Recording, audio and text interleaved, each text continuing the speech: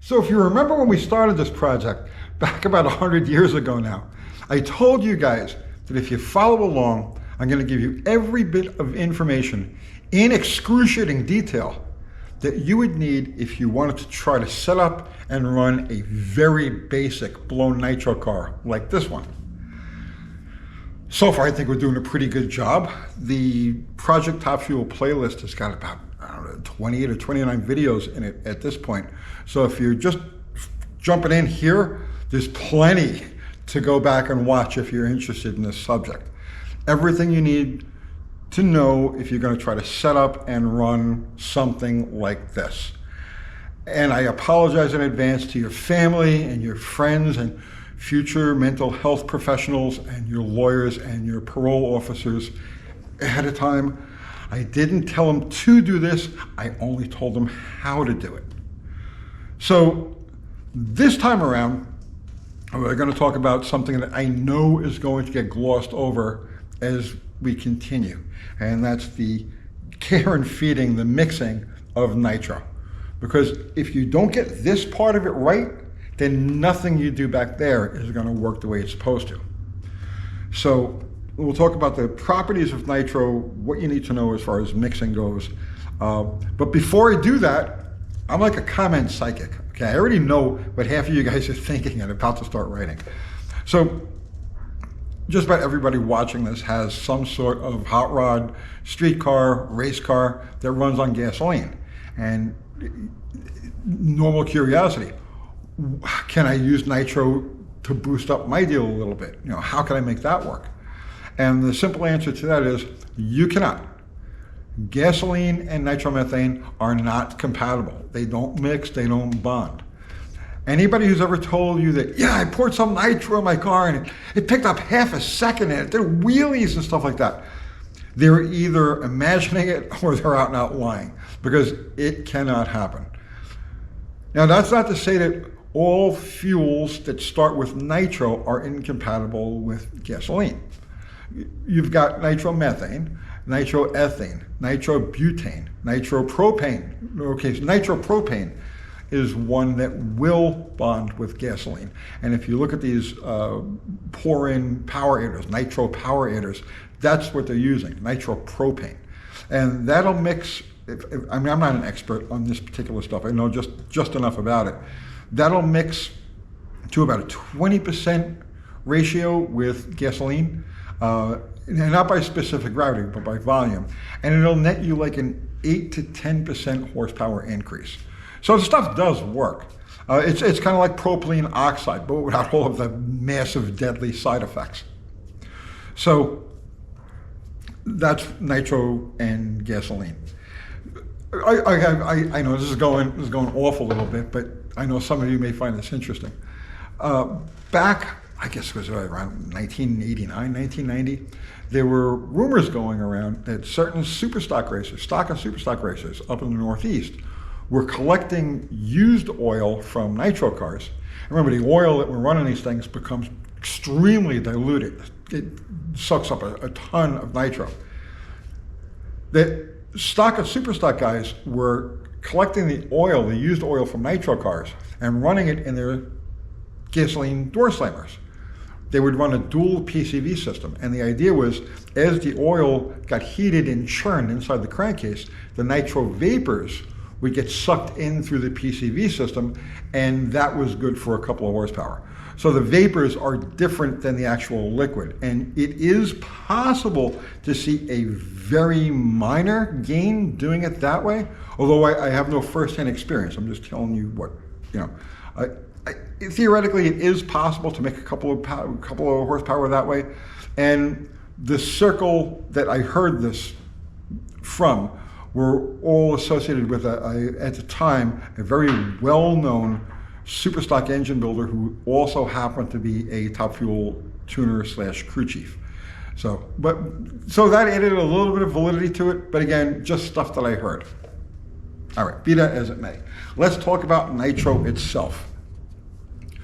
So the first thing you need to know is that nitro characteristically is very much like water. They have almost the same specific gravity.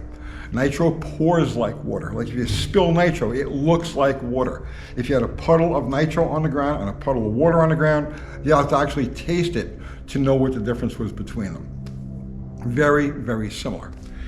Now, and I don't know how it is today, because it's been a long time since I bought nitro, but back then, if you bought good quality name brand nitro and you checked it right out of the can, right out of the drum, it would usually check 99, 98%. And that 1 or 2% that was missing from the mix was water.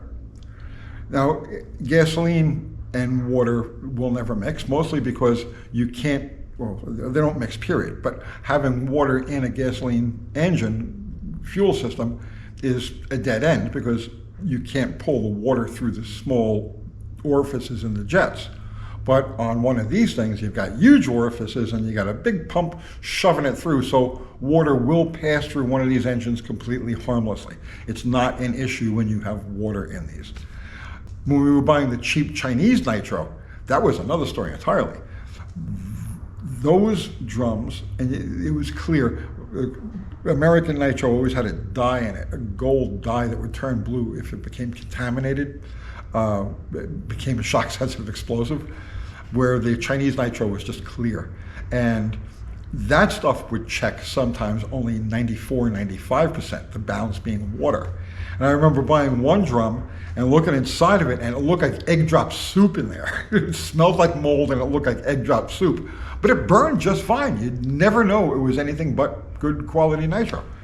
So those are things to just be aware of, its general characteristics. Now, when you mix nitro with alcohol, it has to be done by specific gravity. You cannot mix it by volume. If you were to take, let's say, 3 gallons of nitro and 1 gallon of alcohol and mix them together, you would think, well, okay, I've got 75% nitro. And you would be dead wrong. What you would actually have is probably 50%, if that, because alcohol overpowers the nitro. Nitro has to be mixed with specific gravity, or by specific gravity. Now, when you're going to mix nitro, here's a couple of pointers before we actually get into the hows of it, right? Nitro has to be mixed in the car, and it has to be mixed very soon before, it's one of the last things you do before you pull out into the staging lanes, because it's temperature sensitive. You can't just mix the stuff in drums or jugs and then pour it in as needed. It has to be done in the car, and it has to be done right before. It's very temperature sensitive. The mixture is very temperature sensitive. So to measure it, you're going to need one of these. This is a hydrometer, and this is actually my old hydrometer. And how do I still have this thing? So when I quit, I went cold turkey, and it was a purge. I got rid of the car, I got rid of parts, I got rid of tools that were specific. Anything that was even remotely related to drag racing went. I sold it as cheap as it would, just get it out of here. Whatever didn't sell almost immediately, I threw away. It was a purge. I had to get it all gone. Little did I know, because I wasn't really paying attention, that hidden in a closet, not intentionally, it just ended up there out of disorganization, was my breather mask and this hydrometer. So when I went through my purge, that stuff wasn't there. But anyway, this a couple of months later, and I'm calmed down, I got it out of my system, and I come across this thing, and I'm like, throw it away? Nah, just throw it on the shelf, right? Maybe somebody will need it someday, I'll give it to them. So it's been bouncing around for decades now, and I'm finally going to use it again. It should have been thrown away way back when. So we're going to mix using this hydrometer, and we're going to go by specific gravity. So your hydrometer consists of 2 parts. You've got your beaker. So what you're going to do here is you're going to siphon out enough fuel to fill the beaker about 3/4 of the way. And you're going to siphon it from the tank. You're not going to mess with jugs or anything like that. You want to do this in the tank under the conditions that you're going to be operating this car under, or as close to them as possible. So you're going to take your siphon hose and you're going to fill this about 3/4 of the way. And then you've got your dropper. So now the dropper is, well, these come in two flavors. There's 0 to 50%, which is like what the sprint car guys would use. And then there's this, which is 50 to 100%, because we like to party. So you're going to take this dropper and you're going to drop it into the fuel. And wherever this thing bobs to on that scale, even with the top, level of liquid, is what your percentage is. But it's not that simple, because if you look at the bottom half of this, we have a thermometer built in, and we've got a correction table. So the way this works is your percentage that's red up here is only accurate at 60 degrees Fahrenheit. Every 10-degree difference in temperature is a 3% difference in fuel mix. So 90 plus 3 is going to be 93. You're going to have to add a little alcohol to knock it back down. It's a juggling act. It's a juggling act. You need to make your mixture as the last thing you do before you pull off into the staging lanes. Everything else is finished, and then you're going to mix your fuel. It's because in your pit, you're going to have shade. The fuel was stored inside in the shade. The car's generally worked on in the shade. Temperatures are fairly low. But now you're going to pull out into the staging lanes, and the car's going to sit baking in the sun for how long? The fuel that was measured at 70 degrees, let's say, when you were in the pit, now suddenly it's up at 85, 90 degrees. So you've got to be a little bit of a psychic to get that correction right before you pull out. You've got to assess what the temperature difference is going to be, the difference in sunlight to shade, and approximately how long you're going to sit out there. So there's some luck involved in it, but mostly it's good guesswork. You have to be very careful when you add alcohol, because alcohol overpowers nitro. So the general procedure would be this. Let's say you're going to run 10 gallons. You got a 10-gallon tank. You're going to fill the tank about 8 gallons. You take your initial measurement at that point. Now you can assess what the temperature is and what the actual nitro, the pure nitro before you cut it, is, what it's going to measure on the scale. So now you're going to add just enough alcohol to start bringing that down. It's a process. So you've got 8 gallons, you want to run 90%, and that's what we're going to be doing. We're going to start with a 90% tune-up on this. So you get 8 gallons in there, and it's reading 98% according to your correction factor here. So now what you're going to do is you're going to add a quart of alcohol, and you're going to aerate it. And what I would generally do is just take the siphon hose that I'm going to use to fill the beaker with. I'll just take that siphon hose and put it in a tank and start blowing through it and aerate the tank. And you do that for 30 seconds, a minute or so. Just get some bubbles, just get some churning, and the alcohol and the nitro mix fairly easily. They're drawn to each other, so it doesn't take a whole lot to get them to bond. You aerate it for a minute or so, and then you take another reading. Siphon some more out in the beaker, and you check from there. And you keep creeping up on the alcohol, depending on where you want to be. You got to be very careful, because it's very easy to overpower. You're shooting for 90%, you're just a little splash too much alcohol, and now all of a sudden you're down at 85%. And unless you've got a big tank where you could just pour in a bunch more nitro to even that out again, it could be a real pain in the ass. You're siphoning half the tank out. Please, it's a fiasco. But that's how that works. It's the very last thing you're going to do before you actually pull the car out to run. So the importance of being accurate when you mix this stuff, as well as making judgment calls as to what the expected temperature of the fuel is going to be once the car is actually on the starting line ready to make a run, the importance of being accurate there can't possibly be overstated enough. One of the conceptual things about nitro cars that sets them apart from other types of cars, other types of race cars, is that on a nitro car, it's the nitro that you're sending down the track, okay? You're racing the fuel. All of this other stuff, all of it there, only exists to facilitate getting that stuff to the ground and then to the other end of the track. That's it. So that's our main priority. Getting good quality fuel mixed accurately, and then we can go from there.